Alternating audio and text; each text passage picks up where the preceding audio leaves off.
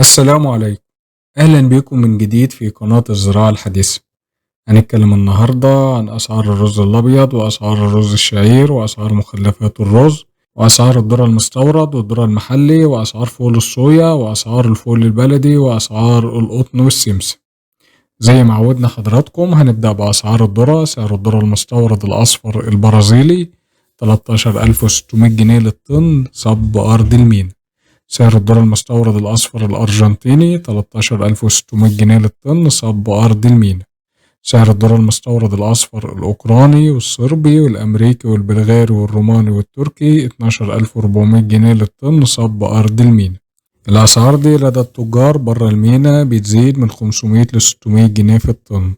أسعار الذرة البلدي الأبيض 11700 جنيه للطن، وسعر الذرة البلدي الأصفر 12300 جنيه للطن.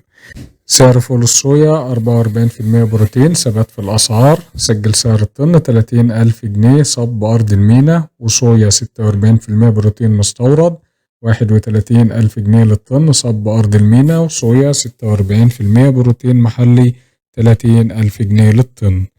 الردة 11150 جنيه للطن، وقشر فول الصويا 9000 جنيه للطن، وبذر فول الصويا 29000 جنيه للطن، وكزب عباد 36% بروتين 20000 جنيه للطن. سعر الفول البلدي التلاجات الخام الإرداب 155 كيلو من 5100 جنيه ل 5300 جنيه للإرداب، والفول البلدي المفروش سوريتكس من 35000 ل 36000 جنيه للطن. أما عن أسعار السمسم، متوسط سعر السمسم 150,000 جنيه للطن. أسعار القطن النهاردة في المزادات: جيزة 94 الأكثر تداولا في السوق من 11000 ل 12000 جنيه للإنطار، الإنطار 157 كيلو ونص. والمزادات دي نتيجة لانخفاض أسعارها خفضت أسعار القطن بره، والتجار بتتكلم النهاردة في سعر الإنطار من 9000 ل 9500 جنيه للإنطار. أسعار الرز الشعير في ثبات في أسعار الرز الشعير، وسجل سعر الرز الشعير الرفيع والصال للمضرب من 18600 ل 18800، وسعر الرز الشعير العريض والصال للمضرب من 19000 جنيه ل 19200 جنيه. أسعار التنفيذ أرضه بتقل 200 جنيه، وبتختلف الأسعار من تاجر لآخر ومن مكان للتاني على حسب جودة البضاعة وطريقة السداد والنولون وهامش ربح التاجر.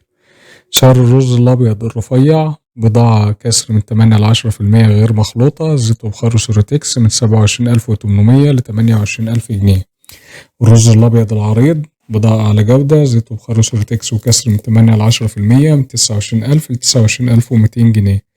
السرس المطحون من 2000 جنيه ل 2200 جنيه. سعر الكونة من 11600 ل 11800. كسر الرز الناعم من 15000 ل 15200 جنيه.